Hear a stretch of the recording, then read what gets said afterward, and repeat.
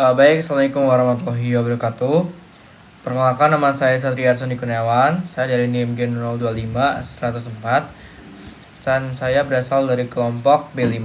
Nah, pada kesempatan kali ini saya akan membuat video yaitu tentang laporan, pada skenario 1 sampai 3. Nah, oke, langsung aja. Kita ke skenario 1, yaitu langsung saja yang pertama, ya A. Jelaskan pembagian lapisan dinding abdomen antara lateral dan posterior. Nah, yang pertama di sini ada dinding abdomen anterolateral. Yang pertama ada kulit. Nah, di kulit ini melekat pada struktur yang terletak di bawahnya dengan longgar. Nah, kecuali di sini pada umbilicus.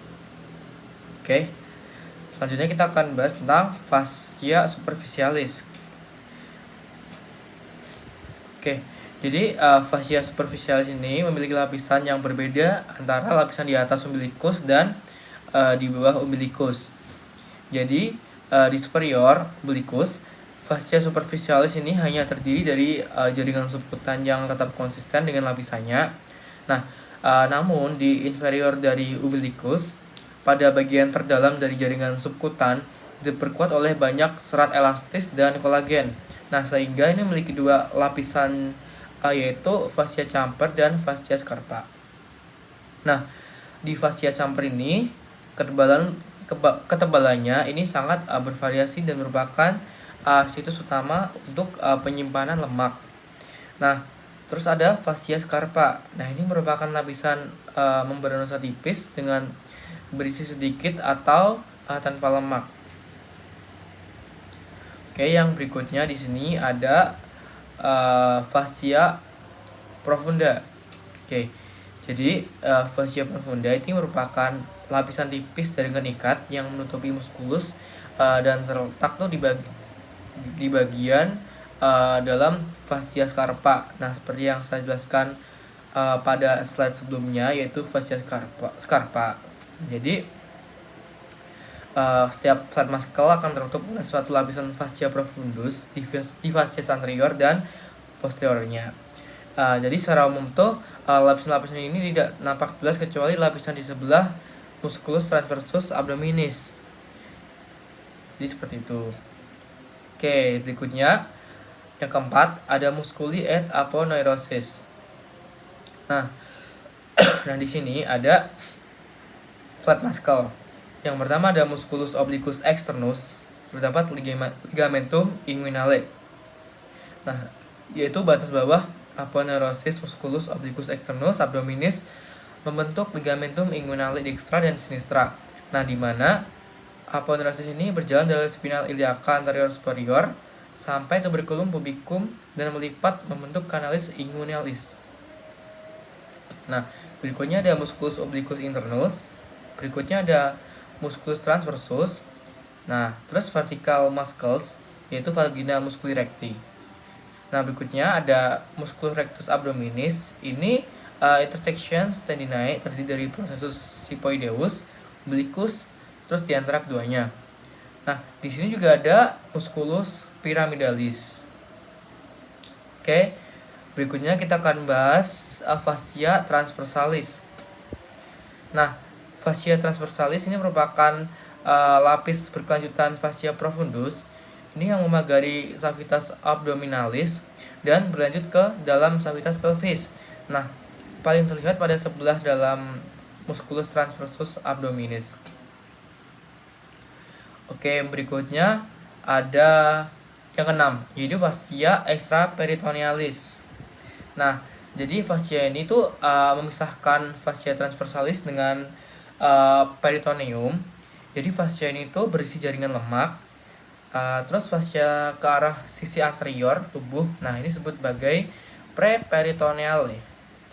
Nah, sedangkan fascia ke arah sisi posterior tubuh ini disebut retroperitoneale.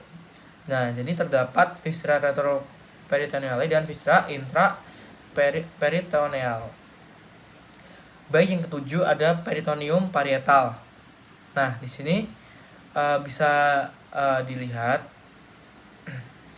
Peritoneum tuh dibagi menjadi dua, yaitu ada peritoneum parietal, yaitu lapisan yang melapisi bagian dalam dinding abdomen dan menjadi bagian dari dinding abdomen.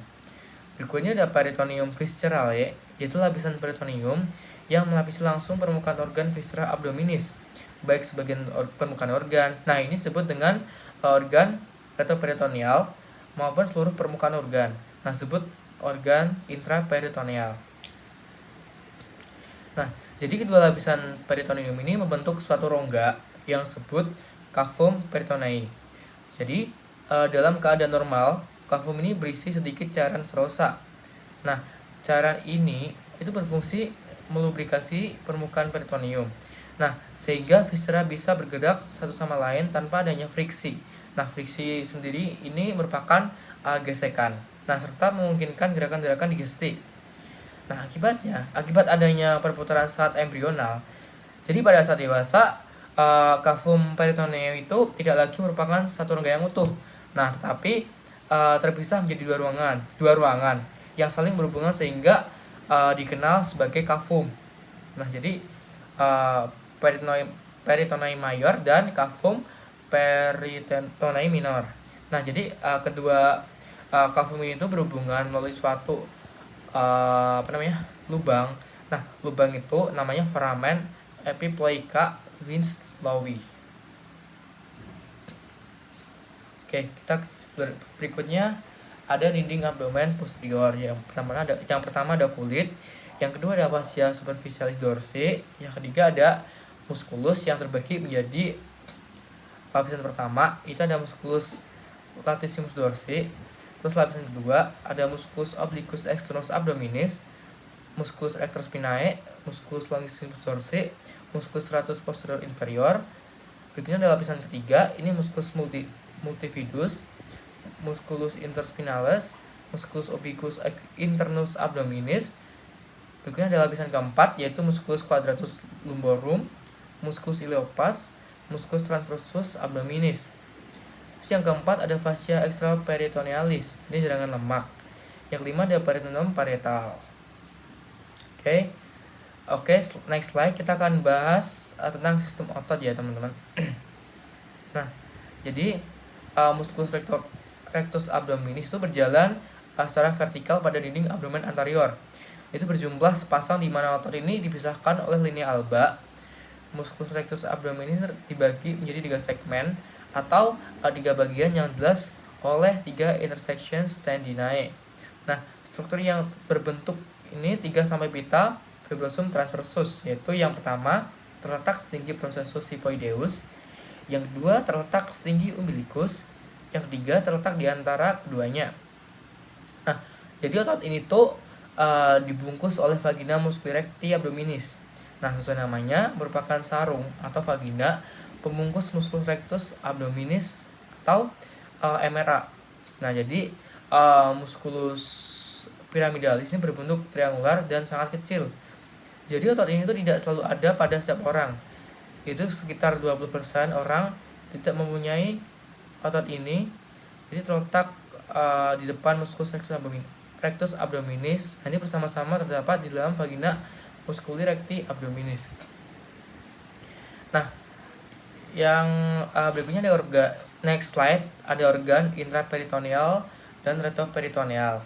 Nah, jadi bedanya apa sih? Oke, jadi organ intraperitoneal ini adalah organ yang seluruh permukaannya dilapisi peritoneum.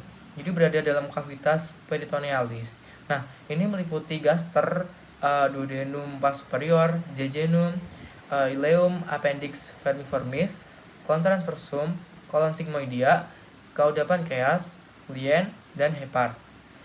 Terus viscera atau organ retroperitoneal ini berada di luar kavitas peritoneum.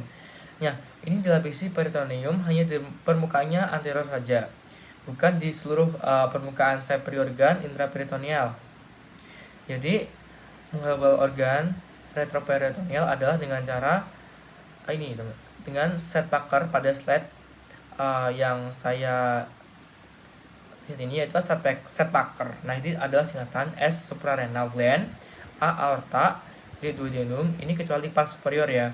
Terus ada P pankreas kecuali gauda, ada U ureter, C the colon ascendens and descendens, K ada kidney, E esophagus, dan R sendiri di sini ada rectum.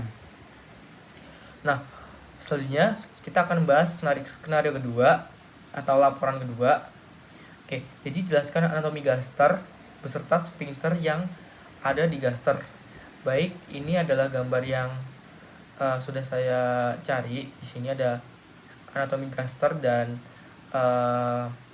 beserta sphincternya yang ada di dalam gaster itu sendiri. Oke, jadi kita bahas mulai dari definisi dulu. Jadi gaster itu kan atau kita kenal sebagai lambung ya. Jadi gaster itu adalah organ berbentuk kayak semacam kantung itu yang berfungsi sebagai tempat penampungan.